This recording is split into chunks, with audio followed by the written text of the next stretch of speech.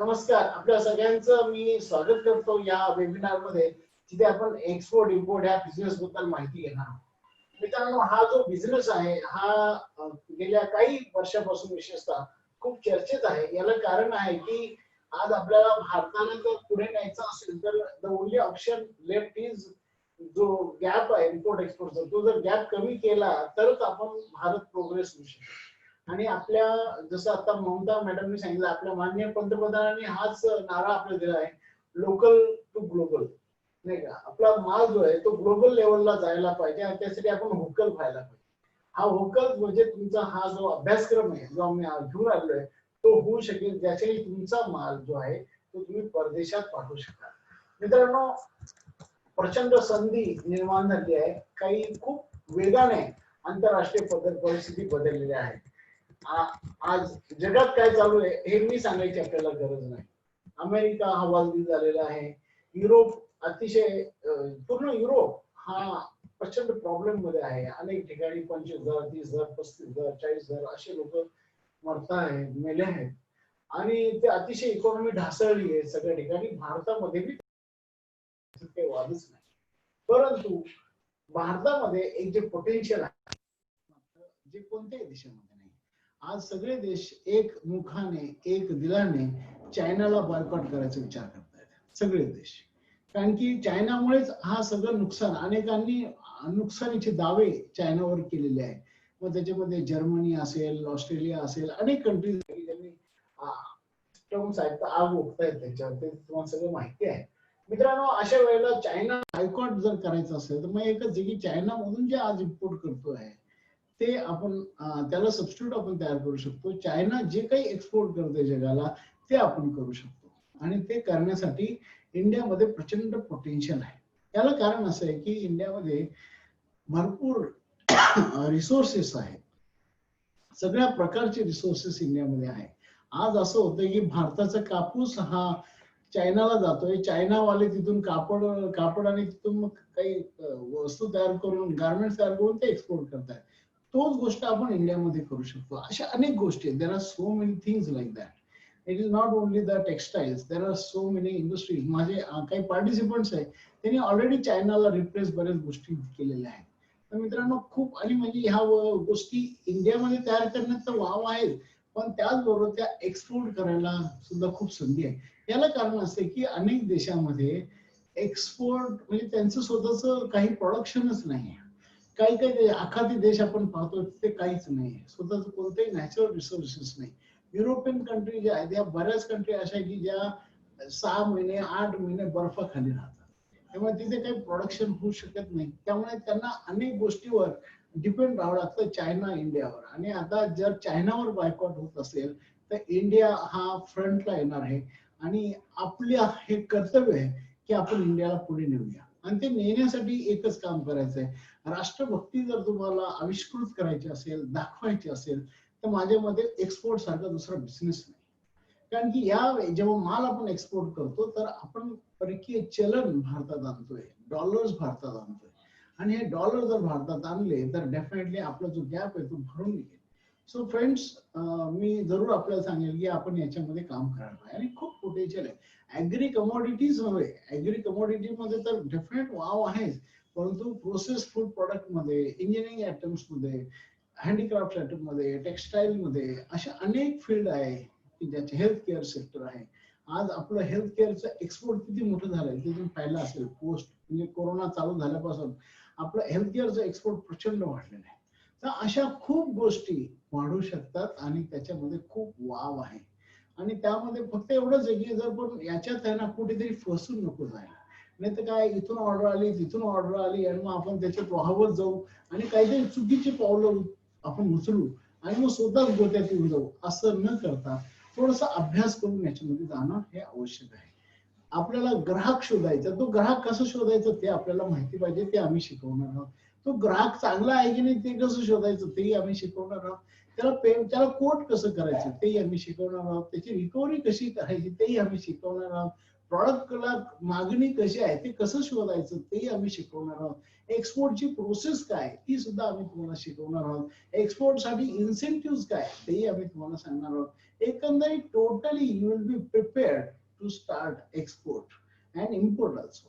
काही गोष्टीचा आपण टेक्नॉलॉजी इम्पोर्ट करायला हरकत नाही, पण आता प्रॉडक्ट इम्पोर्ट नाही केले पाहिजे असं ह्या मताचा मी स्वतः तरी आहे. तर मित्रांनो, आपल्या सगळ्यांना मी जरूर आवाहन करू इच्छेल, तुम्ही ह्या गोष्टी लक्षात घ्या. आणि ही खूप मोठी संधी चालून आणली आहे. आपल्याला स्वतःला आता सक्षम करण्याची वेळ आहे. We need to strengthen ourselves. हे स्ट्रेंथन होण्याचे फक्त फिजिकल स्ट्रेंथनिंग नाही ना, नॉलेज स्ट्रेंथनिंग ही खूप महत्वाची गोष्ट आहे. माहिती ही खूप महत्वाची आहे. तर ती माहितीच्या बाबतीत आपण जर सक्षम झालो, आपल्याला जर प्रोसिजर फॉर्मॅलिटी जर कळाली, तर डेफिनेटली तुम्हाला याच्यामध्ये खूप वाव आहे, खूप संधी आहे. आणि हे सगळं करण्यासाठी आपल्याला गाईड करणार आहेत जे आमचे प्रशिक्षक आहेत आणि जे स्वतः एक एक्सपोर्टर आहे आणि त्यांचा अनुभव हा 45 इयर्स आहे. 45 वर्ष पैकी 25 वर्ष त्यांनी एका कंपनीत काम केलं जिथे एक्सपोर्टचं सगळं ते बघत होते आणि गेल्या 20 वर्षापासून फ्रीलान्सिंग आणि कन्सल्टन्सी आणि एक्सपोर्ट स्वतः करतायत. मुकुंद कुलकर्णी सर आपले फॅकल्टी आहेत आणि अतिशय सिस्टमॅटिकली पूर्णपणे ऑनलाईन गोष्टी शिकवतात. म्हणजे आम्ही जेव्हा फीडबॅक घेतोय कोर्सचा, तर तो कोर्सचा फीडबॅक इतका छान आहे की लोक आम्हाला सांगतात की सर इतक्या कमी कॉस्ट मध्ये तुम्ही एवढं चांगलं कशाला देतात. लोकांना तुमच्या चांगल्या देण्याबद्दल शंका येते, पण आम्हाला ते नाही, आम्हाला सर्व करायचं आहे लोकांना आणि चांगल्या किमतीत लोकांना चांगला व्हॅल्यू फॉर मनी मिळायला पाहिजे या मताचे आम्ही नक्की आहोत. आणि त्यामुळे आम्ही हा कोर्स अवघ्या फक्त 4,000 रुपयामध्ये पूर्ण 12 दिवसाचा कोर्स ठेवलेला आहे. आणि त्याच्यामध्ये नुसतं कोर्स मध्ये एक्सपोर्ट इम्पोर्ट बद्दल तर शिकाल तुम्ही, त्याचबरोबर उद्योग व्यवसाय करण्यासाठी ज्या काही फॉर्मॅलिटीज लागतात, त्याच्यासाठी ज्या काही स्कीम्स आहेत त्याची माहिती तुम्हाला होईल. आणि सगळ्यात महत्वाचं म्हणजे लाईफ टाइम सपोर्ट सुद्धा तुम्हाला उद्योगपतींचा राहणार आहे. तर डेफिनेटली एवढे सगळे ऍडव्हान्टेज हे दुसऱ्या कुठेही तुम्हाला भेटणार नाही. आणि शिवाय ही आपली संस्था जी आहे, जसं सांगितलं आपल्याला की 35 वर्षापासून मी स्वतः कार्यरत आहे आणि 25 वर्षापासून उद्योगवर्धिनी, पहिले मी 10 वर्ष जॉब केला गव्हर्नमेंटचा आणि आता 25 वर्षापासून उद्योगवर्धीच्या माध्यमातून हे काम चालू आहे. सो विथ दॅट थोडस लांबलेलं प्रास्ताविक मी ते थांबवतो आणि मी कुलकर्णी सरांना विनंती करतो की त्यांनी या पुढचं सेशन घ्यावं आणि आपल्या सगळ्या श्रोत्यांना गाईड करावं. एकंदरीत एक्सपोर्टची प्रोसेस काय आहे आणि एकंदरीत हा कोर्स कसा आहे, आपला फ्लो कसा आहे कोर्सचा, कशा पद्धतीने याच्यात तुम्ही ऍडव्हान्टेज घेऊ शकाल, कशा पद्धतीने तुम्ही बिझनेस चालू करू शकाल, हे अतिशय चांगल्या पद्धतीने सिस्टमॅटिकली मांडण्याचं काम कुलकर्णी सर करताय.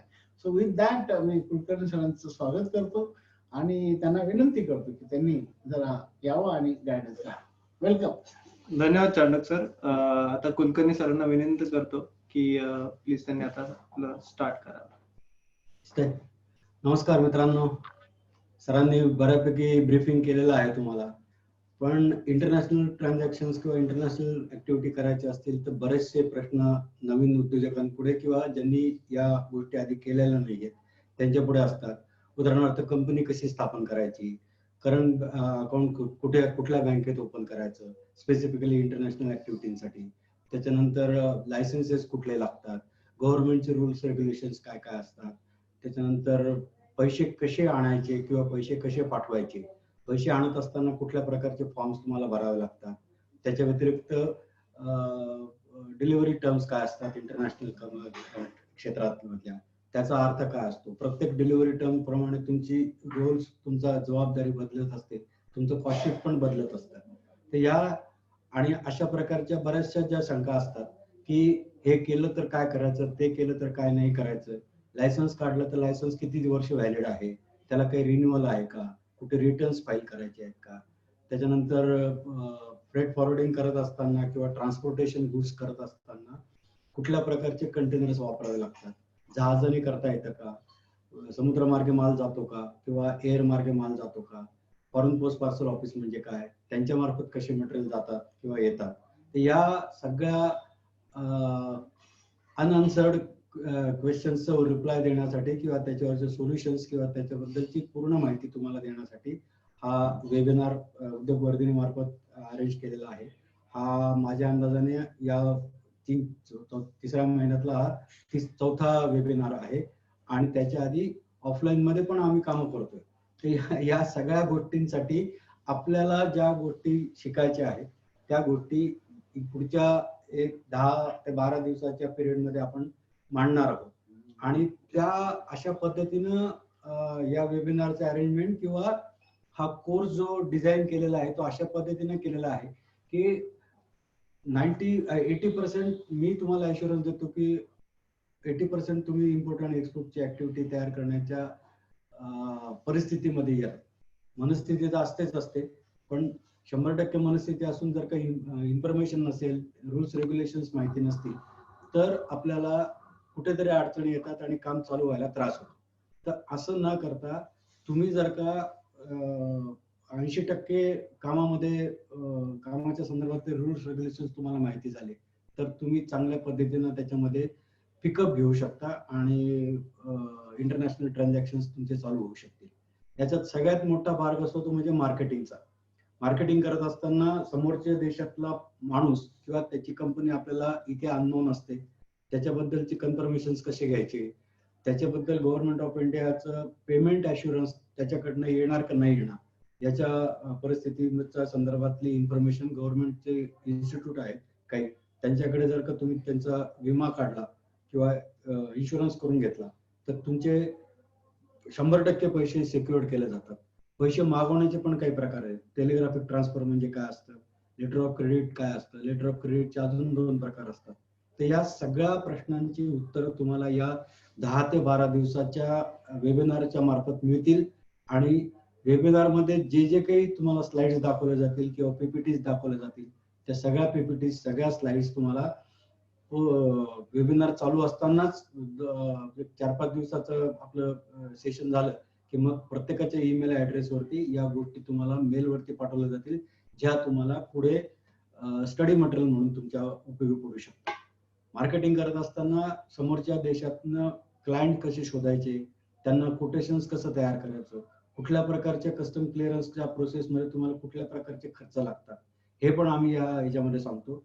आणि ज्या डिपार्टमेंटच्या संदर्भातले गोष्टी आम्ही तुम्हाला सांगतो त्या डिपार्टमेंटच्या प्रत्यक्ष वेबसाईट स्क्रीनवरती ओपन करून एक्सप्लेन केल्या जातात, जेणेकरून तुम्हाला कधी स्वतःहून त्या गोष्टी करायची पाळली तर तुम्ही त्या वेबसाईट्सवरती स्वतः जाऊ शकता. आयसी लायसन्स म्हणजे काय असतं, वेगवेगळ्या प्रकारचे इन्सेंटिव्ह, किती प्रकारचे इन्सेंटिव्ह गव्हर्नमेंट एक्सपोर्ट करणाऱ्या मिळतात.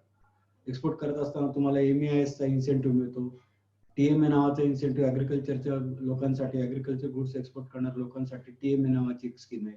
सर्व्हिसेस जे लोक एक्सपोर्ट करतात, सरांनी सांगितलं की हेल्थ सर्व्हिसेस आता प्रामुख्याने जास्त चालत आहेत. तर सर्व्हिसेस एक्सपोर्टर म्हणून जे लोक कामं करतात ज्याच्यामध्ये बऱ्याचशा म्हणजे जवळजवळ 170 टाईपच्या सर्व्हिसेस गव्हर्नमेंट ऑफ इंडियाने कव्हर केलेल्या आहेत आणि त्या सर्व्हिसेस एक्सपोर्ट करणारे लोक सुद्धा फॉरेन करन्सी भारतामध्ये आणतात म्हणून त्यांना सुद्धा काही इन्सेंटिव्ह 5% मिळतो. तर हे इन्सेंटिव्ह, काही इन्सेंटिव्ह तुम्हाला कॅशमध्ये मिळतात, काही इन्सेंटिव्ह लायसन्सिंग फॉर्म मध्ये मिळतात. मग त्या लायसन्सिंगच्या फॉर्म मध्ये मिळालेल्या इन्सेंटिव्हचा उपयोग कसा करायचा, वापर कसा करायचा, त्याची व्हॅलिडिटी काय असते हे अतिशय सखोलपणाने आणि पूर्णतः मराठीमध्ये एक्सप्लेन केलं जातं. जरी पीपीटी किंवा बाकीच्या वेबसाईट्स वरती इंग्लिशमध्ये डिटेल्स असतील तर ते मराठीमध्ये आधी एक्सप्लेन करून प्रत्यक्षामधल्या त्या वेबसाईट्स तुम्हाला दाखवल्या जातात, जेणेकरून पुढच्या कालावधीमध्ये तुम्हाला तर त्याचा काही उपयोग करायची पाळी आली किंवा वापर करायची पाळी आली तर तुम्ही ते स्वतः ते करू शकता. कस्टमच्या वेबसाईट वरती कस्टमचं टॅरिफ काय असतं, इंटरनॅशनल नॉर्म्स काय काय असतात, आपल्या देशामध्ये जेव्हा तुम्ही माल इम्पोर्ट करता तेव्हा तुम्हाला कुठल्या प्रकारच्या कस्टम्स ड्युटी भरावे लागतात, त्याच्यातल्या कुठल्या ड्युटीचं तुम्हाला क्रेडिट घेता येतं. आता जीएसटी जसा इनपुटचं क्रेडिट आपण घेतो तसं कस्टम ड्युटी करत असताना इम्पोर्टच्या कस्टम ड्युटीमध्ये जीएसटीचा IGST नावाचा एक भाग असतो, तो सगळ्यात मोठा भाग असतो. तर ती IGSTचा टॅक्स भरल्यानंतर त्याचं क्रेडिट कसं घेतं, इनपुट टॅक्स क्रेडिट, ते ह्या गोष्टी पण आम्ही इथे शिकवल्या जातात. वेबसाईट्स, प्रायव्हेट वेबसाईट ज्या आहेत त्या ओपन करतो आम्ही आणि त्या वेबसाईट्स वरती असणारे रिक्वायरमेंट पण आपल्याला वाचायला सांगतो किंवा आम्ही एक्सप्लेन करतो की उदाहरणार्थ जिबेल अली किंवा दुबईच्या देशामध्ये 40 फुटी कंटेनर मध्ये कांदा पाठवायचा, 40 फुटामध्ये किती कंटेनर कांदा, किती वजनाचा कांदा जाईल, 20 फुटामध्ये किती जाईल, कंटेनरचे प्रकार काय काय असतात, एअर कन्साइनमेंट करत असताना कुठली काळजी घ्यायची असते, सी शिपमेंट करत असताना कुठली काळजी घ्यायची. कस्टमच्या प्रोसेस सी शिपमेंटच्या थोड्याशा वेगळ्या असतात, एअरच्या थोड्याशा वेगळ्या असतात. तर या सगळ्या गोष्टींचं प्रॅक्टिकल नॉलेज किंवा प्रॅक्टिकल एक्सपिरियन्स तुम्हाला मिळण्यासाठी म्हणून हा कोर्स अतिशय गरजेचा आहे. आणि ॲश्युरन्सच्या बाबतीत तुम्ही म्हणाल तर हा कोर्स केल्यानंतर आम्ही स्वतः तुम्हाला सांगतो की तुम्ही 80% ते 90% आसपास इम्पोर्ट एक्सपोर्टच्या ऍक्टिव्हिटीमध्ये तयार व्हाल. म्हणजे तुम्ही स्ट्रेटवे तुमचं ऍक्टिव्हिटी चालू करू शकाल इथपर्यंतचं ट्रेनिंग आम्ही तुम्हाला देतो आहे आता.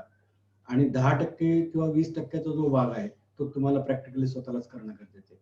कारण आम्ही जास्तीत जास्त पाणी कुठे आहे ते सांगू शकतो किंवा पाण्यापर्यंत तुम्हाला नेऊ शकतो.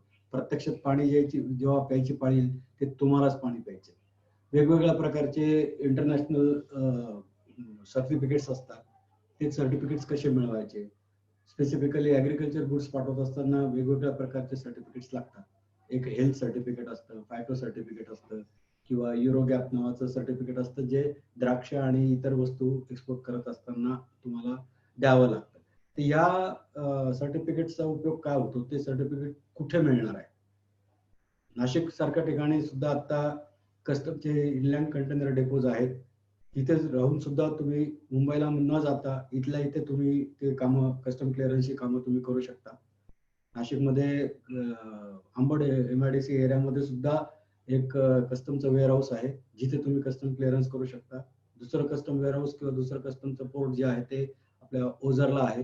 HL जी कंपनी आहे आपली, हिंदुस्थान एरोनॉटिकल्स लिमिटेड, तिथे सी कार्गोचं कस्टम स्टेशन पण आहे आणि एअर कार्गोचं कस्टम स्टेशन पण आहे. त्याच्या व्यतिरिक्त आता निफाडमध्ये साखर कारखाना, सहकारी साखर कारखाना जो आहे निफाडचा, त्याच्यामध्ये सुद्धा ड्रायपोर्ट नावाचा एक प्रोजेक्ट येऊ घातलेला आहे. त्याच्यासाठी जवळजवळ 150 ते 200 एकर जागा JNPT म्हणून जे आपलं ट्रस्ट आहे, जवाहरलाल नेहरू पोर्ट ट्रस्ट, तर हे पोर्ट ट्रस्टने ती जागा अक्वायर केलेली आहे. तिथे सुद्धा पुढच्या 1-2 वर्षामध्ये ड्रायपोर्ट चालू झाल्यानंतर नाशिकला खूप मोठ्या प्रमाणावरती महत्व येणार आहे. आता सुद्धा नाशिकला महत्व याच्यासाठी आहे की नाशिक हे मुंबईला अतिशय जवळचं आहे. 4 ते 5 तासाच्या पिरियडमध्ये मुंबईला जहाजावरती माल किंवा पोर्टवरती माल आपण नेऊ शकतो आणि पुढच्या प्रोसेस कम्प्लीट करून जहाजावरती माल लोड केला जातो.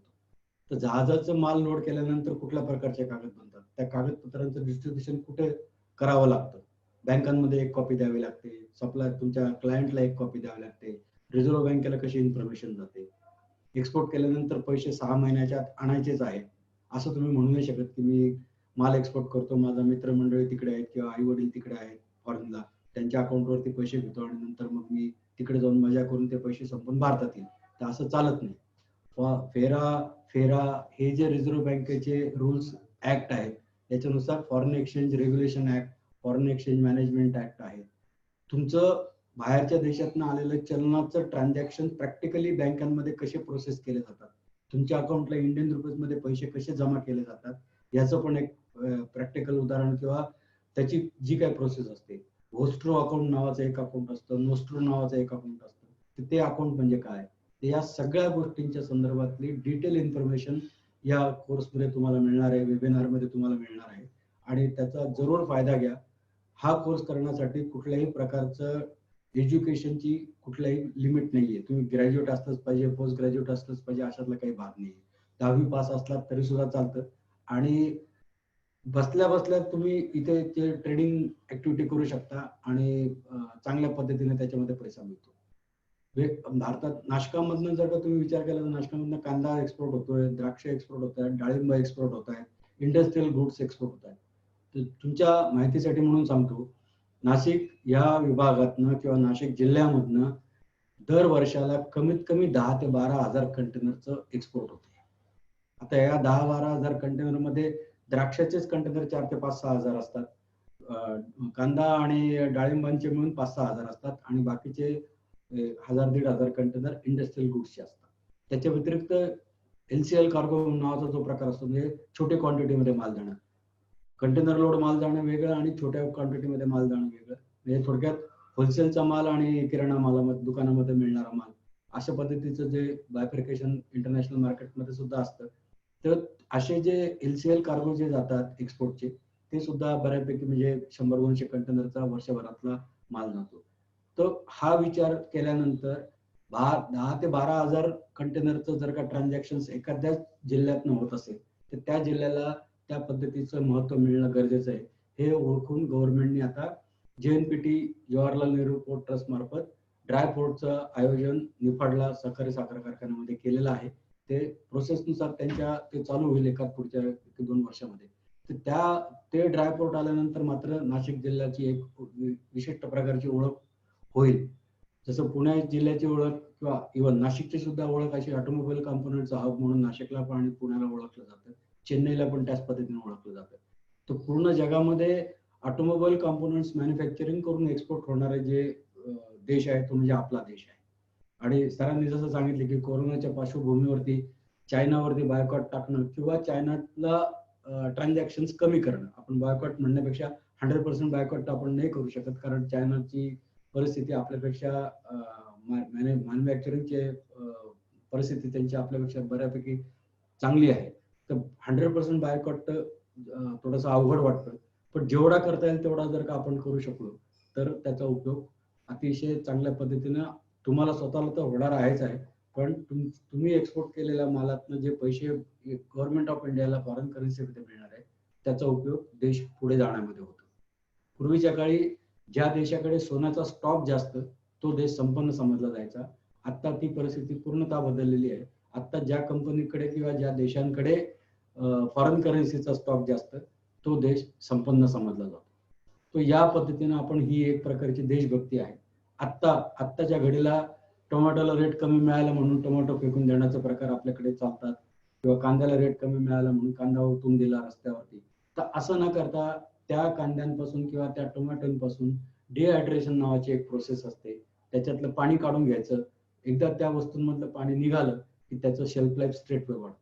नॉर्मल कांदा एक 8-15 दिवस टिकू शकतो, पण अशा पद्धतीचा डिहायड्रेटेड कांदा जो असतो किंवा डिहायड्रेटेड टोमॅटो झाला, डिहायड्रेटेड लसूण झाला, तर हे जे आयटम आहेत हे आयटम जवळजवळ वर्षभर टिकतात.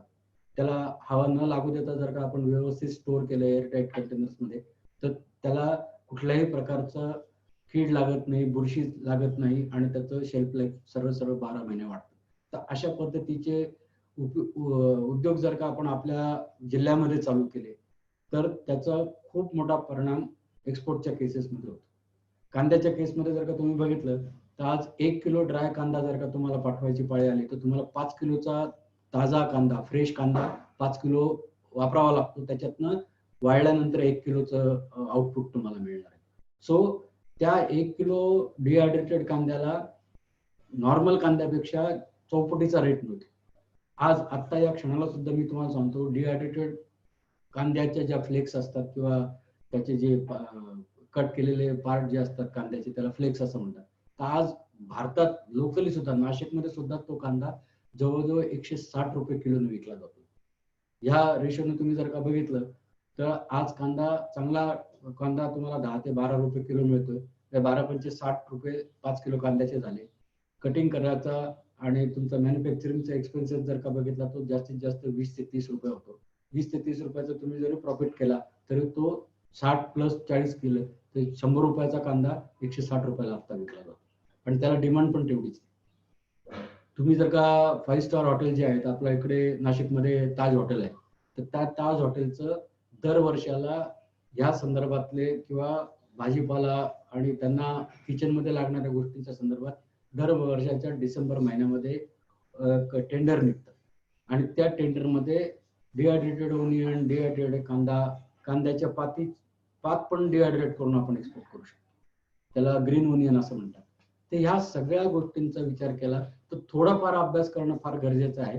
आणि तो एकदा तुमचा अभ्यास झाला की तुम्हाला त्याच्या संदर्भातले मार्केटचे लीड कसे मिळायचे, कुठल्या वेबसाईटचं रजिस्ट्रेशन करायचं, त्या वेबसाईटवरती आलेल्या क्वेरीजना किंवा एक्सपोर्टच्या इन्क्वायरीजना कसं उत्तर द्यायचं, त्याचं कोटेशन कसं तयार करायचं, एक्सपोर्ट करत असताना कुठल्या प्रकारचे डॉक्युमेंट लागतात, एक्सपोर्टचा इनवॉइस कसा बनवायचा, टॅक्स इनवॉइस कसा बनवायचा, पॅकिंग लिस्ट म्हणजे काय, सर्टिफिकेट ऑफ ओरिजिन म्हणजे काय, जीएसपी सर्टिफिकेट काय, हे वेगवेगळ्या प्रकारचे जे डॉक्युमेंट असतात ते डॉक्युमेंट कसे तयार करायचे.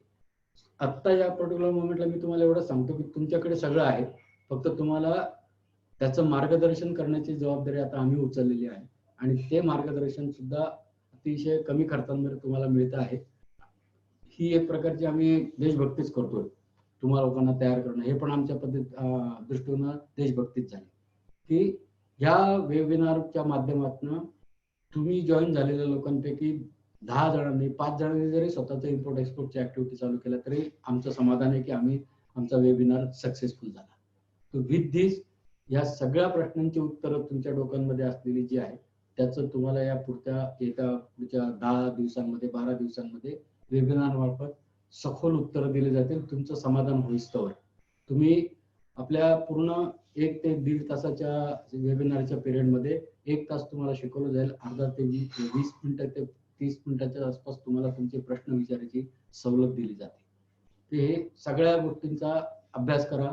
आता लॉकडाऊनच्या पिरियडमध्ये बाहेर पडता येत नाही, उगाच इकडे तिकडे हिंडण्यापेक्षा तुम्ही घरातल्या घरात बसून या गोष्टींचा अभ्यास अतिशय चांगल्या पद्धतीनं तुम्हाला मिळेल आणि इट इज डेफिनेट तुमचं कुठल्याही प्रकारच्या पैशाचं नुकसान झाल्याचं तुमच्या डोक्यामध्ये ती वस्तू किंवा तो विचार येऊ शकणार नाही, याची गॅरंटी आमची. बाकीचे जे वेबिनार्स चालतात त्या वेबिनारची फी किती असेल काय असेल त्याच्याबद्दल आम्ही बोलणं योग्य नाहीये. ज्या अरेंजमेंट करणारे लोक असतात त्यांना त्यांचं मार्केट माहिती आहे, आम्हाला आमचं मार्केट माहिती आहे. त्यामुळे 4,000 रुपयामध्ये तुम्हाला हा घर बसल्या 10 ते 12 दिवसाच्या कालावधीमध्ये इंटरनॅशनल मार्केटिंग किंवा इंटरनॅशनल ट्रेडिंग करण्याचा अभ्यास कंप्लीट करून मिळतो आहे. दॅट टू आफ्टर वेबिनार सुद्धा आम्ही तुम्हाला तुमच्या असलेल्या प्रश्नांची उत्तरं द्यायला बांधलेलं आहोत. तुम्ही कधी पण या, कधी पण फोन करा, त्याच्यानुसार आम्ही तुम्हाला तुमच्या अडचणी सोडवण्याचा मनपूर्वक प्रयत्न करू. त्याच्यातनं त्या अडचणी सुटल्या तर आम्हाला त्याच्यातनं खूप आनंद आहे. तर विथ दिस याचं मी करतो. गुरुवारपासून सकाळी 8 ते 9:30 9:30 वाजेपर्यंत वेबिनारची वेळ आहे. तुम्ही जॉईन झाल्यानंतर तुम्हाला वेबिनारची लिंक पाठवली जाईल, तुम्हाला मिळणारा युजर ID नंबर पाठवला जाईल, तुम्हाला मिळणारा पासवर्ड पाठवला जाईल. 4,000 रुपये फी आहे. गुरुवार पासून हा कोर्स चालू होईल. 8 ते 10 सकाळी असं टायमिंग आहे. सो माझी सगळ्यांना एक नम्र विनंती आहे म्हणा किंवा आव्हान असं आहे की या गोष्टीचा फायदा घ्या आणि तुमचा स्वतःचा बिझनेस तुम्ही चालू करू शकता. इम्पोर्ट एक्सपोर्टच्या ट्रान्झॅक्शन्स मधलं किंवा इम्पोर्ट एक्सपोर्टच्या बिझनेस मधलं अजून एक महत्वाचा भाग असा आहे की याच्यासाठी तुम्हाला 8 तास कंटिन्युएशन मध्ये कुठे काही काम करायची गरज नाही. तुम्ही घर बसल्या रात्री पण काम करू शकता, दिवसा पण काम करू शकता. तुम्ही स्वतःच्या नोकऱ्या सांभाळून 2 तास या ऍक्टिव्हिटीसाठी दिलं तरी तुमचं काम चालू राहतं. तो इट कॅन बी ए जे लोक आता सर्व्हिस करून बिझनेस करायचा विचार करत असतील त्यांच्यासाठी ही सुवर्ण संधी आहे. सो विथ दिस मी आत्ताचं हे आपण ओपनिंगचं डिटेल्सचं लेक्चर थांबवतो. रामचंडक तुम्हाला कधीपासून चालू होणार आहे याच्याबद्दलची इन्फॉर्मेशन देतील. धन्यवाद कुलकर्णी सर. आता आपण ऑडियन्सचे बरेच क्वेश्चन्स आहेत ते घेऊ. क्वेश्चन्स लोकांचे येत आहे तोपर्यंत आपल्या मागच्या बॅच मधल्या सायली जोशी मॅम आहे, त्या जॉईन झाल्या.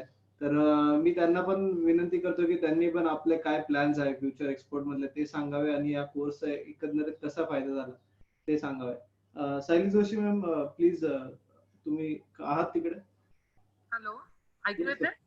हो, येस मॅम. एकतर खूपच छान, म्हणजे मला सगळ्यांना सांगायला अगदी आनंद होतोय की मागच्या बॅचलाच मी हा कोर्स केला. खूप दिवसापासूनची माझी इच्छा होती. मी बरीच पुस्तकं वाचत होते, त्या दृष्टीने माहिती मिळवत होते आणि अचानक मला या कोर्स बद्दल कळालं आणि मी हा कोर्स जॉईन केला. म्हणजे या गेल्या 8-10 दिवसांमध्ये सरांबरोबर कोर्स केल्यावर ज्या गोष्टी मला बरेच दिवस लागत होत्या माहिती करण्यासाठी शोधून त्या 10 दिवसात माझ्या बहुतेक सगळ्या शंकांचं निरसन झालं. आणि अगदी सुरुवात करण्यापासून ते कसं केलं पाहिजे, म्हणजे प्रत्येक अगदी बारीक सारीक गोष्टींच्या शंकांचं निरसन सुद्धा सरांकडून केलं गेलं. मला अगदी त्याचं खूपच म्हणजे खूप अगदी बरं वाटलं की असं एखादी गोष्ट सुरू करायची असली की आपल्या मनात खूप शंका असतात की हे काय, मग याचं काय होईल. अगदी प्रत्येक फॉर्म भरायचा असेल तर त्यात बारीक सारीक ज्या गोष्टी असतात, सुरुवात कशी करायची, मग त्याचं कसं वेगवेगळ्या साईट्स त्याच्यावर कसं जायचं, सर्च कसा करायचा, आपल्याला पाहिजे असलेली माहिती कशी काढायची, त्या सगळ्या गोष्टींचं इतका सुंदर सरांनी समजावून सांगितलं. त्यामुळे सगळ्या गोष्टींचं खूप छान निरसन झालं आणि 10 ते 12 दिवसात या सगळ्या एवढ्या मोठ्या वास्ट म्हणजे आपण म्हणू शकतो एक चांगला बिझनेस सुरू करण्यासाठी लागणाऱ्या सगळ्या गोष्टींचं निरसन होत असेल आणि दॅट टू मला 4000 इट्स वर्थ प्राइस की एवढ्या प्राइस मध्ये तर ते खरंच वर्थ आहे. आणि ज्यांना खरोखर यामध्ये पडायचं असेल तर त्यांनी जरूर यासाठी ऍडमिशन घ्यावी. आता आमचं सुद्धा प्लॅनिंग, मला पण तो बिझनेस करायचा आहे. माझं सर्चिंग, सरांनी जे काही सूचना दिल्या आहेत, गाईडलाईन्स दिल्यात त्यानुसार सर्वेइंग आणि हे आम्ही करतोच आहोत. आणि होप सो की पुढच्या काही काळात लवकरच हा बिझनेस सुरू करू असं वाटतंय. धन्यवाद. धन्यवाद सायली मॅम. आणि तुमच्या पुढच्या प्रवासाला आमचा नक्कीच सोबत असू आम्ही, आणि तुम्हाला प्रोडक्ट सर्चिंग पासून सगळं आम्ही तुम्हाला हेल्प करू. आणि सो थँक्यू फॉर जॉईनिंग. आता मी काही क्वेश्चन्स घेतो. तर कुलकर्णी सर, ऑडियन्स मधून बरेच काही क्वेश्चन्स आहेत. तर फर्स्ट क्वेश्चन असं आहे की प्लास्टिक मटेरियल मध्ये एक्सपोर्टच्या काय काय संधी आहेत? प्लास्टिकच्या चटई असेल किंवा अजून काही आहे तर ते एक्सपोर्ट कसं करायचं? प्लास्टिक मटेरियल मध्ये ओरिजिनल प्लास्टिक म्हणजे त्याला प्राईम प्लास्टिक असं म्हणतात. प्राईम प्लास्टिक आणि सेकंड हँड प्लास्टिक, याच्यामध्ये बऱ्या प्रकारच्या एक्सपोर्टच्या संधी आहेत. उदाहरणार्थ ऑटोमोबाईल्स कंपोनंट मध्ये जर प्लास्टिकचे तुम्ही आयटम बघितले तर टेल लॅम्पचं कव्हर किंवा पुढचं स्टिअरिंग व्हीलच्या खाली असलेलं ते प्लास्टिकचं कव्हर, या आयटम्सना सुद्धा चांगल्या प्रकारचे एक्सपोर्टची रिक्वायरमेंट आहे किंवा त्याला पोटेन्शियल आहे. तर त्याच्या संदर्भातल्या जर का तुमच्या काही गोष्टी असतील तर तुम्ही त्या प्लास्टिक मधल्या गोष्टी तयार करून एक्सपोर्ट करू शकता. एक्सपोर्ट करत असताना तुम्हाला प्लास्टिक एक्सपोर्ट प्रमोशन काउन्सिल, ह्या जे एक्सपोर्ट प्रमोशन काउन्सिल आहे त्याचं एक मेंबरशिप घ्यायची आहे. तर त्या मेंबरशिप घेतल्यानंतर तुम्हाला त्यांच्या वेबसाईटवरती सुद्धा प्लास्टिकच्या संदर्भातल्या आयटमच्या एक्सपोर्टच्या इन्क्वायरीज दिसतात. त्या इन्क्वायरीज मध्ये कुठल्या देशातून इन्क्वायरी आली, त्या कंपनीचं नाव, त्या कंपनीचा ऍड्रेस, कॉन्टॅक्ट डिटेल्स, माणसाचं नाव आणि त्याला काय वस्तू पाहिजे, या डिटेल्स असतात. थोडक्यात ते लोक तुम्हाला पाड्यापर्यंत त्यांनी आणून दिले. आता त्या ईमेल ऍड्रेस वरती कम्युनिकेशन करणं, स्वतःचं इंट्रोडक्शन लेटर देणं आणि आयटम ग्रॅब करणं, या गोष्टी असतात. हीच प्रोसेस जनरली सगळ्या आयटमच्या एक्सपोर्टच्या संदर्भातली असते. पण there is a huge potential in plastic component. उदाहरण स्पेसिफिकली चटई हा जो विषय राम सरांनी घेतलेला होता, तर या प्लास्टिकच्या चटयांची रिक्वायरमेंट आता गल्फ कंट्रीज मध्ये जास्त आहे. त्या कंट्रीज मध्ये मलेशियन कंट्री झाल्या किंवा गल्फ कंट्रीज झाल्या, तर इथे ज्या प्लास्टिकच्या चटई वापरल्या जातात त्या प्लास्टिकच्या चटई वेगळ्या कारणांसाठी वापरल्या जातात. मुस्लिम लोकांची संख्या जास्त असल्यामुळे ते लोक नमाज पडण्यासाठी वगैरे या प्लास्टिकच्या चटयांचा उपयोग चांगल्या प्रकारे, नायजेरिया झालं, टांझानिया झालं, मलेशिया झालं किंवा इकडचं गल्फ कंट्री झाल्या, ते इथे या ठिकाणी सुद्धा या प्लास्टिकच्या चटयांच्या संदर्भातलं रिक्वायरमेंट आहे. तर त्या प्लास्टिक एक्सपोर्ट प्रमोशन काउन्सिलच्या वेबसाईटला जा किंवा आम्ही आमच्या वेबिनार मध्ये जी वेबसाईट सांगतो त्या वेबसाईट वरती तुम्ही प्लास्टिक चटई असं सर्च आयटम टाका आणि फाइंड बायर हा याला ऑप्शनला क्लिक केलं की तुम्हाला त्या एक्सपोर्टच्या इन्क्वायरीज दिसतात. धन्यवाद कुलकर्णी सर.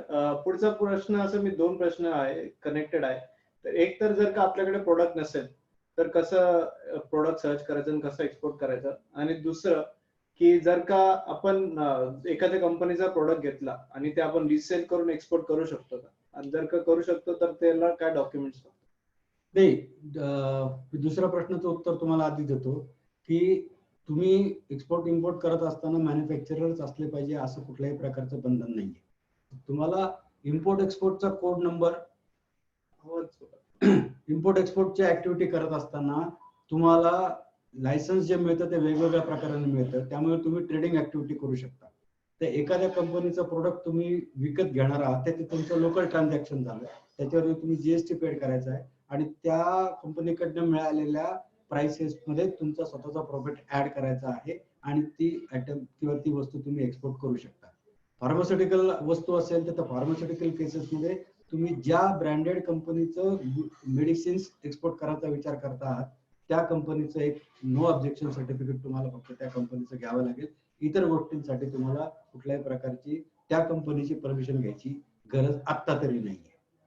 ओके, धन्यवाद सर. बरेच लोकांचे कोर्स रिलेटेड क्वेश्चन्स आहेत तर ते फक्त मी कव्हर करतो. तर हा कोर्स थर्सडे पासून चालू होतोय. सकाळी 8 वाजताचा टायमिंग असेल आणि हा कोर्स लाईव्ह असतो. झूम मीटिंग वरतीच हा कोर्स असतो. आणि येस, जर इतकेच तुम्हाला एखाद दिवशी यायला नाही जमलं, तुम्हाला इंटरनेटचा पण इश्यू असेल, टाइमचा इश्यू असेल, तर तुम्हाला एव्हरीडे ईमेल वरती रेकॉर्डिंग्स पण भेटतात. तर तुम्ही तो पोर्शन त्या दिवसाचा कव्हर करू शकता. आणि कोर्स इंटरॅक्टिव्ह असतात. तुम्ही अनम्यूट करून कधीही प्रश्न विचारू शकतात सरांना. आणि थर्सडे पासून 8 वाजता होतोय. आणि कोर्सची रजिस्ट्रेशनची लिंक तुम्हाला ईमेलवर येऊन जाईल किंवा आता चॅट बॉक्स मध्ये पण टाकलेली आहे, त्याच्याने पण तुम्ही रजिस्टर करू शकता. आता पुढचे मी काही क्वेश्चन्स घेतोय की सर, काही ट्रेडिंग मध्ये काय काय, म्हणजे एक्सपोर्ट ट्रेडिंगचे काय काय असे काही एक्झाम्पल देऊ शकतात का? आणि त्याच्या रिलेटेड क्वेश्चन आहे की एक्सपोर्ट मध्ये आपण कसं सुरुवात करायचं बेसिकली, आणि आपण कसं लोकांना याच्यामध्ये एम्प्लॉयमेंट देऊ शकतो? ट्रेडिंग करत असाल तर एम्प्लॉयमेंट म्हणजे तुमच्या हाताखाली लागणारे जे लोकांची टीम आहे, 4-5 जणांची टीम असेल तर त्या टीमला तुमचा रोजगार देता तुम्ही. मॅन्युफॅक्चरिंग करून जर का एक्सपोर्ट करणार असाल तर रेग्युलर मॅन्युफॅक्चरिंग साठी लागणारी जी टीम आहे त्या लोकांना तुम्हाला रोजगार तुम्ही एक तर उपलब्ध करून देता. आता तुम्ही कुठल्या प्रकारच्या वस्तूंसाठीची डिमांड जास्त आहे, तर आता या पर्टिक्युलर मोमेंटला कोविडच्या ह्याच्यामुळे, कोरोनाच्या साथीमुळे सगळ्या प्रकारच्या फेस मास्कची रिक्वायरमेंट सगळ्या देशांमध्ये जास्त मोठ्या प्रमाणावरती आहे. पण आपल्या देशामधली आपल्या गव्हर्नमेंटने अशा प्रकारचे जे पीपीई किट किंवा फेस मास्क आहेत किंवा फेस मास्क जे बनवले जातात त्या मास्कचा एक्सपोर्ट करायला बंदी घातलेली आहे. पण इतर वेळेच्या दुसऱ्या आयटम जर का तुम्ही बघितले तर तुम्ही डिहायड्रेटेड गुड्स चांगल्या पद्धतीने एक्सपोर्ट करू शकता. तुम्हाला गुळ आणि गुळापासून बनलेले जे पदार्थ असतात त्याला प्रचंड मोठ्या प्रमाणात डिमांड आहे. डिहायड्रेटेड फूड्सची रिक्वायरमेंट जर का तुम्हाला सांगितलं तर तुम्ही ती आपण रिक्वायरमेंट कंप्लीट नाही करू शकत. सरांनी, चांडक सरांनी, सुनील सरांनी मला सांगितलं तुम्हाला की जगामधले काही देश असे आहेत की ज्या देशांमध्ये 5 ते 6 महिने किंवा 8 महिन्यापर्यंत बर्फच असतं. त्यामुळे त्यांच्या त्या बर्फाच्या प्रदेशांमुळे तिथे काही वस्तू उगवत नाही, पिकत नाही. तर अशा लोकांना जर का तुम्ही डिहायड्रेटेड गुड्स एक्सपोर्ट करायचा प्रयत्न केला तर त्याला खूप डिमांड आहे. अजून एक आयटम आता डोळ्यापुढे माझा जो आहे तो म्हणजे आपल्या देशामध्ये कोकणामध्ये किंवा केरळमध्ये, कर्नाटकामध्ये सुपारीची झाडं खूप आहे. आपण जी पानामध्ये सुपारी खातो ती, तर त्या सुपारीच्या झाडांची जी पानं असतात त्या झाडांच्या पानांपासून बनलेल्या वस्तू, उदाहरणार्थ ताट, वाट्या, डिशेस, चमचे, हे आयटम एक्सपोर्ट करायला खूप मोठा पोटेन्शियल आहे. जर्मनीमध्ये जर का तुम्ही बघितलं तर जर्मनीमध्ये सगळ्या हॉटेल्समध्ये आता आपल्या देशातनं गेलेल्या या वस्तूंची डिमांड आहे. तिथे कुठल्याही प्रकारचे स्टेनलेस स्टीलचे ताटं वापरले जात नाहीत, ग्लासेस किंवा काचेपासून बनलेले डिश वापरले जात नाहीत. तिथे फक्त आणि फक्त या सुपारीच्या झाडांपासून बनलेल्या प्लेट्सच वापरल्या जातात. कारण या कंपोजिटर म्हणजे जमिनीमध्ये मुरून जातात, प्लास्टिक प्रमाणे त्याचं निराकरण होत नाही. तर हे या वस्तूंमुळे तुम्हाला खूप मोठ्या प्रमाणावरती एक्सपोर्टचं पोटेन्शियल तिथे आहे. डिहायड्रेटेड गुड्सचं आहे. गवार गम नावाचं एक आयटम आहे, त्याचं एक्सपोर्टचं पोटेन्शियल खूप आहे. मोरिंगा नावाची पावडर आहे, म्हणजे आपलं शेवग्याचं झाड आहे, जास्त शेवग्याच्या शेंगा आपण खातो तर त्याच्या झाडाचा जो पाला असतो त्या पाल्यापासून बनलेली पावडर हा एक खूप मोठा एक्सपोर्टचा भाग आहे. पाला पण एक्सपोर्ट होतो, वाळलेला पाला पण होतो, फ्रेश पाला पण होत असतो. तो कुठल्याही गोष्टींचं मार्केट तुम्हाला आधी आम्ही म्हणजे मी तर असं सजेस्ट करतो की तुम्ही 6 महिने ते वर्षभराच्या कालावधीत मार्केटचा रिसर्च करा. कुठल्या देशातनं कुठल्या गोष्टीला किती डिमांड आहे, त्याच्यासाठी तुम्हाला मदत करणारे इन्स्टिट्यूट कोणते आहेत. एक्सपोर्ट प्रमोशन काउन्सिल जे मी तुम्हाला सांगितलं, तर त्या एक्सपोर्ट प्रमोशन काउन्सिलचे मेंबरशिप व्हा, त्यांच्याकडनं डिरेक्टरी घ्या, त्यांच्याकडनं त्या देशातले चेंबर ऑफ कॉमर्सचे ऍड्रेस घ्या, तिथे रजिस्ट्रेशन करा आणि त्या देशांमध्ये कुठल्या आयटमची रिक्वायरमेंट आहे हे बघा. आणि तो आयटम जर का तुम्ही अतिशय सोयीस्कररित्या किंवा कमी त्रासामध्ये अरेंज करू शकत असाल तर तो आयटम तुम्ही एक्सपोर्ट करायला सुरुवात करा. धन्यवाद सर. आपल्याकडे आता अजून बरेच क्वेश्चन्स आहेत. तर आता पुढचा क्वेश्चन असा आहे की इलेक्ट्रॉनिक फील्ड आणि स्पोर्ट्स ऍक्सेसरीज मध्ये एक्सपोर्टच्या काय अपॉर्च्युनिटीज आहे. आणि अजून एक क्वेश्चन असं आहे की एक्सपोर्ट मध्ये सुरुवात करायचं आहे तर फर्स्ट कंटेनर एक्सपोर्ट होईपर्यंत किती खर्च येतो. आता कंटेनर मधला व्हॅल्यू काय प्रोडक्ट आहे त्याच्यानुसार चेंज होतो, बट फर्स्ट कंटेनर एक्सपोर्ट करण्यापर्यंत काय काय कॅपिटल लागतं. आता कॅपिटल इन्व्हेस्टमेंट हा जर का तुम्ही विचार केला तर फर्स्ट इन्व्हेस्टमेंट म्हणजे तुमची नॅचरली हा 4,000 रुपयाचा कोर्स ही पण झाली. त्याच्यानंतर तुम्हाला एक इम्पोर्ट एक्सपोर्टचा कोड नंबर काढायचा आहे. तो इम्पोर्ट एक्सपोर्टचा कोड नंबर तुम्हाला मॅक्झिमम 1000 रुपयात तो इम्पोर्ट एक्सपोर्टचा कोड नंबर मिळतो, जो लाईफ लॉंग असतो. ज्याच्या अगेन्स्ट तुम्हाला कुठेही इम्पोर्ट करायलाच पाहिजे, एक्सपोर्ट करायलाच पाहिजे असं कुठल्याही प्रकारचं गव्हर्नमेंटचं बंधन नाही. पण जेव्हा तुम्हाला इम्पोर्ट एक्सपोर्ट करतील तेव्हा ते सर्टिफिकेट सगळ्यात पहिल्यांदा मागतात. म्हणजे ते 4000 कोर्सचे 1000 त्या इम्पोर्ट एक्सपोर्टच्या कोड नंबरचे. त्याच्या व्यतिरिक्त एक्सपोर्ट प्रमोशन काउन्सिलचं रजिस्ट्रेशन करणं हा जो भाग आहे त्याची वार्षिक फी काहीतरी 8,000 असते. म्हणजे 8 आणि 5 13,000 झाले. आणि मार्केटिंगसाठी वेगवेगळ्या वेबसाईटचं रजिस्ट्रेशन करायचं असेल तर तो असं 15,000चा खर्च आहे. म्हणजे 15 आणि 15 30,000मध्ये तुमचं इम्पोर्ट एक्सपोर्टची ऍक्टिव्हिटी चालू होतात.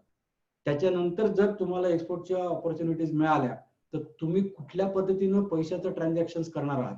म्हणजे तुम्ही ऍडव्हान्स घेऊन माल त्याला एक्सपोर्ट करणार आहात का लेटर ऑफ क्रेडिटने माल त्याला एक्सपोर्ट करणार आहात, ह्या तुमच्या पेमेंट टर्म्स नुसार तुमची इन्व्हेस्टमेंट ठरू शकते. पण आत्ताच्या परिस्थितीमध्ये ऍग्रिकल्चर गुड्सच्या केसेसमध्ये 100% लोक ऍडव्हान्स द्यायला तयार आहेत. त्यामुळे तुम्हाला मटेरियलसाठी कुठल्याही प्रकारची जास्त इन्व्हेस्टमेंट लागणार नाही.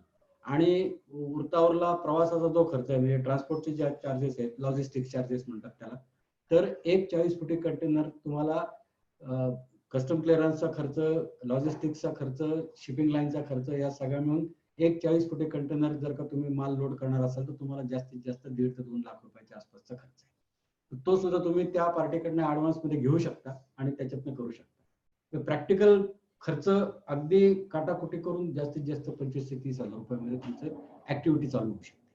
धन्यवाद. आणि सर आता बऱ्याच लोकांनी एक्सपोर्टच्या ऑपॉर्च्युनिटीज विचारल्या किंवा त्याची प्रोसेस विचारली, तर क्विकली तुम्ही स्पोर्ट्स फील्ड मधले, स्पोर्ट्स मधले जे मटेरियल आहे ते, इलेक्ट्रॉनिक्स इंडस्ट्री आणि फूड प्रोसेसिंग या तिघांच्या जर का तुम्ही फूड प्रोसेसिंगच्या संदर्भात तुम्हाला सगळ्या प्रकारचे फूड्सच्या पेस्ट तयार करायचे आहेत, ज्युसेस तयार करायचे आहेत किंवा डिहायड्रेशन किंवा फ्रेश फ्रूट्स हे जर का तुम्हाला एक्सपोर्ट करायचं असेल तर आपल्याकडे प्रत्येक भारतातल्या प्रत्येक राज्यांमध्ये कुठल्या ना कुठल्या प्रकारच्या आयटमची अवेलेबिलिटी आहे. नाशिकच्या बाबतीत बोलायचं झालं तर कांदा आहे, फळांच्या बाबतीत डाळिंब आहे, द्राक्ष आहे. या सगळ्या गोष्टी तुम्हाला रेडीली अवेलेबल होत आहेत आणि त्याच्यापासून तुम्ही एक तर फ्रेश फ्रुट्स किंवा त्याच्यापासून बनलेले डिहायड्रेटेड गुड्स किंवा त्याच्यापासून बनलेले ज्युसेस आणि त्याच्यापासून बनलेले सॉसेस हे तुम्ही अतिशय चांगल्या पद्धतीने एक्सपोर्ट करू शकता. इलेक्ट्रॉनिक्सच्या फील्डमध्ये जास्त करून असेंब्ली वर्कची कामं तुम्हाला मिळू शकतात. वेगवेगळ्या प्रकारच्या गोष्टी ज्या बाहेरच्या देशांमध्ये असेंब्ली होऊन आपल्याकडे येतात आणि आपण त्या वापरतो. तर तुम्ही जर का त्या इलेक्ट्रॉनिक्सच्या फील्डमधले एक्सपर्ट असाल, तुमच्याकडे मॅन्युफॅक्चरिंग फॅसिलिटी अवेलेबल असेल तर तुम्ही अशा गोष्टी ज्या बाहेरच्या देशांमध्ये मॅन्युफॅक्चर होतात त्या गोष्टींचं जॉब वर्कची कामं पण तुम्हाला इथे भारतामध्ये तुम्ही घेऊ शकता. आणि अशा पद्धतीची जॉब वर्कची जर कामं तुम्हाला मिळाली तर त्याच्यासाठी सगळं लागणारं रॉ मटेरियल आहे ती पॅरेंट कंपनी तुम्हाला एक्सपोर्ट करेल. तुम्ही ती एक्सपोर्ट केलेली वस्तू इथे तुमच्या देशामध्ये इम्पोर्ट करताय तर त्याच्यावरती लागणारी इम्पोर्टची ड्युटी गव्हर्नमेंट तुम्हाला माफ करते. आणि मग अशा पद्धतीने माफ झालेली वस्तू तुम्ही रॉ मटेरियल तुम्ही तुमच्या फॅक्टरीमध्ये आणणार, त्याच्यातनं मॅन्युफॅक्चरिंग करून असेंब्ली करून मॅन्युफॅक्चरिंग करून तो फिनिश प्रोडक्ट जो तयार झालेला आहे तो त्याच देशातल्या त्या पॅरेंट कंपनीला तुम्ही एक्सपोर्ट करा. तर याच्यामध्ये तुम्हाला जॉब वर्कच्या अंडर प्रत्येक पीस मध्ये काही ना काही डॉलरमध्ये तुम्हाला फीज मिळणार आहे किंवा चार्जेस तुमचे मिळणार आहेत. तर ही पण ऍक्टिव्हिटी असते.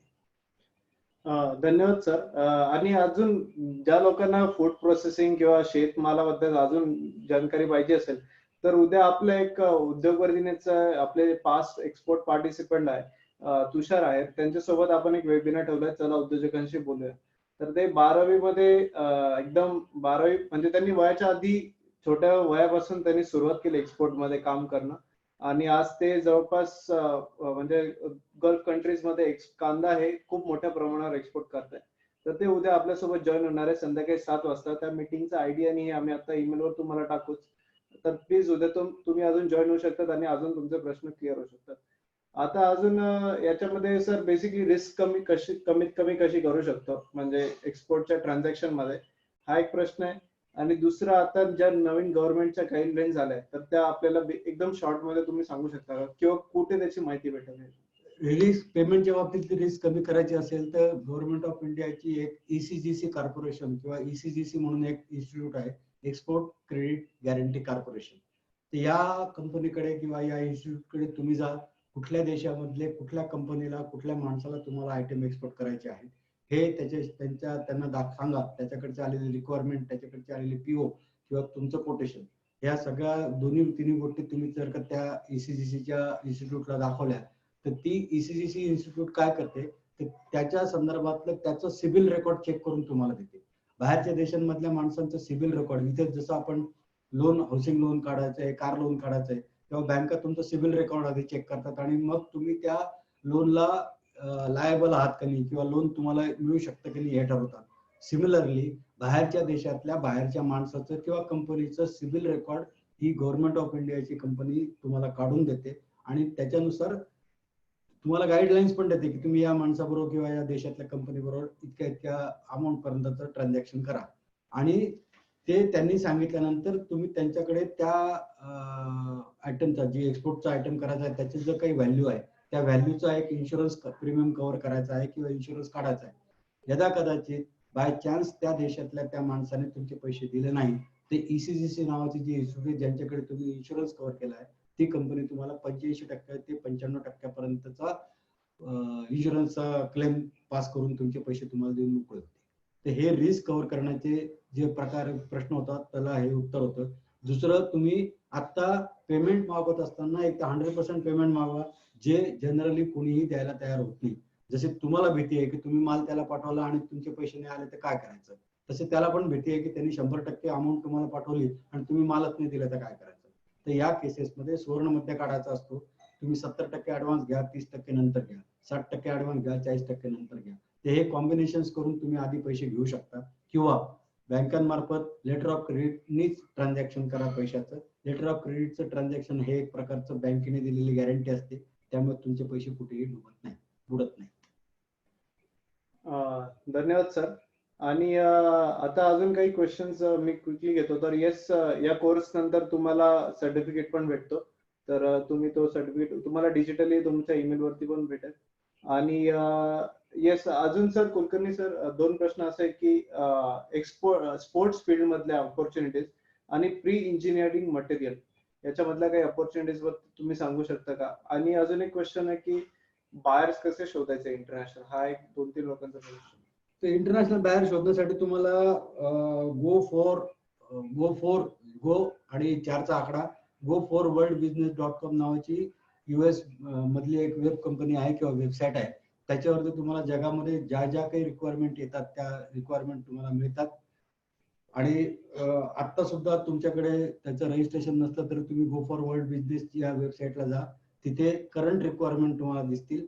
आणि जर तुम्हाला तुमचा स्पेसिफिक आयटमच्या एक्सपोर्टची रिक्वायरमेंट बघायची असेल तर तुम्ही सर्च मध्ये तो आयटम टाका आणि फाइंड बायर नावाचा ऑप्शन दिलेला आहे त्याला क्लिक करा. तर तुमच्या डोळ्यापुढे त्या आयटमच्या संदर्भातल्या एक्सपोर्टच्या एन्क्वायरीज दिसतील. आता ज्या एन्क्वायरीज तुम्हाला दिसत आहेत त्या एन्क्वायरीज मध्ये फक्त त्या देशातल्या कंपनीचं नाव एवढंच कळेल किंवा त्या माणसाचं नाव एवढं कळेल. त्याच्या संदर्भातले कॉन्टॅक्ट डिटेल्स वगैरे तुम्ही त्या वेबसाईटचे मेंबर झाल्यानंतर तुम्हाला मिळतील. पण इन जनरल माहिती काढण्यासाठी तुम्ही आता विदाउट मेंबरशिप वेबसाईट वरती जा आणि तुम्ही ते आयटम चेक करा. दुसरी वेबसाईट आहे कनेक्ट टू इंडिया, ही इंडियन वेबसाईट आहे. जास्त करून इंडियन वेबसाईटला प्राधान्य द्या आताच्या परिस्थितीनुसार. आणि त्या कनेक्ट टू इंडियाचे वेगवेगळे पॉलिसीज आहेत किंवा वेगवेगळ्या स्कीम्स आहेत. तर कुठल्या स्कीम मध्ये भाग घ्यायचा ते तुम्ही ठरवू शकता. go4world बिझनेसचं जे वेबसाईट आहे त्यांची सिल्वर मेंबरशिपची फी 10,000 रुपये आहे आणि त्या 10,000 रुपये तुम्ही आठवड्याला 50 इन्क्वायरीला उत्तर देऊ शकता. आठवड्याला 50 म्हणजे खूप झालं, तर महिन्यामध्ये 200 इन्क्वायरीज तुम्ही चेक करू शकता किंवा त्याला उत्तर देऊ शकता. हा एक पार्ट आहे.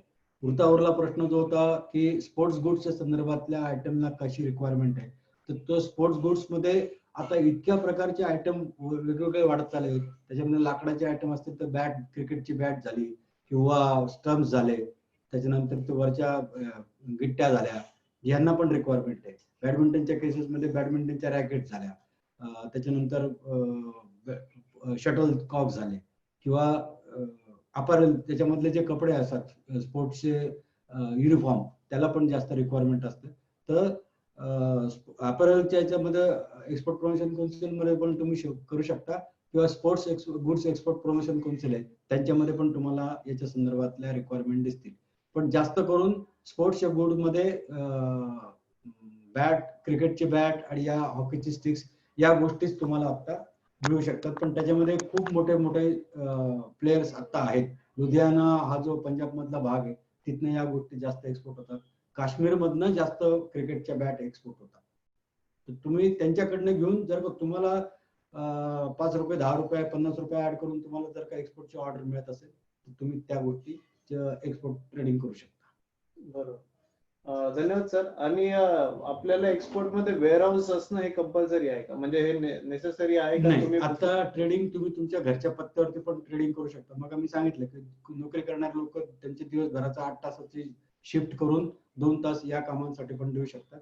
तर याच्यासाठी तुमच्याकडे गाळा असलाच पाहिजे, तुमच्याकडे मॅन्युफॅक्चरिंगचं प्रोडक्ट किंवा मॅन्युफॅक्चरिंगच्या फॅसिलिटी असल्याच पाहिजे असं काहीही गरज नाही.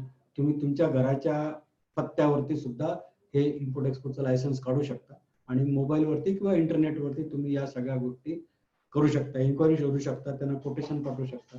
प्रॅक्टिकल जेव्हा करायची पाहिजे तेव्हा तुम्ही ते जागा कुठेतरी एकत्र तात्पुरते एखादं गोडाऊन भाड्याने घ्यायचं 8-10 दिवसापुरतं आणि तिथे सगळं असेंब्ली करून माल जाऊ द्यायचा.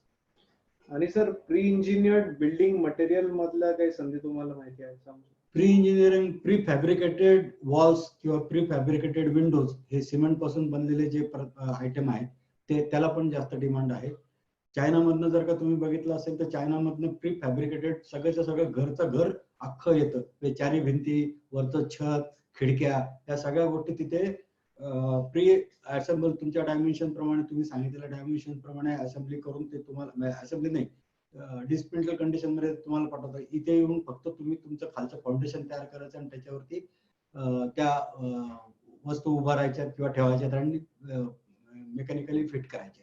दुसरं म्हणजे हे ट्रान्सपोर्ट करण्यासाठी जे 20 फुटी कंटेनर 40 फुटी कंटेनर वापरतात त्या कंटेनरला काही शेल्फ लाईफ असतं. तर जुने झालेले जे कंटेनर असतात ते विकले जातात आणि त्या कंटेनर पासून ऑफिसेस, घरं हे सुद्धा तयार होऊन एक्सपोर्ट होत असतात. त्याच्यामध्ये सगळ्या प्रकारच्या सुविधा असतात. टॉयलेट्स असतात, बेडरूम्स असतात, किचनचं सेपरेट भाग असतो तुम्ही तयार करू शकता. इथे नाशिकला कॉलेज रोडवरती जर का तुम्ही बघितलं तर कॉलेज रोडवरती एक असं 40 फुटी कंटेनर बनलेलं हॉटेल आहे रेग्युलर. तर याला सुद्धा मान्यता आहे. आणि प्री फॅब्रिकेटेड गोष्टी लाकडांपासून बनलेल्या, प्री फॅब्रिकेटेड गोष्टी बांबूपासून बनलेल्या. आता बांबूचं जे प्रोडक्शन किंवा बांबूची शेती करणं हा सुद्धा एक खूप मोठा पार्ट भारताच्या सरकारने लॉन्च केलेला आहे. तर तुम्ही बांबूची शेती करा आणि त्या बांबूपासून बनलेली घरं ते पण तुम्ही एक्सपोर्ट करू शकता. धन्यवाद कुलकर्णी सर.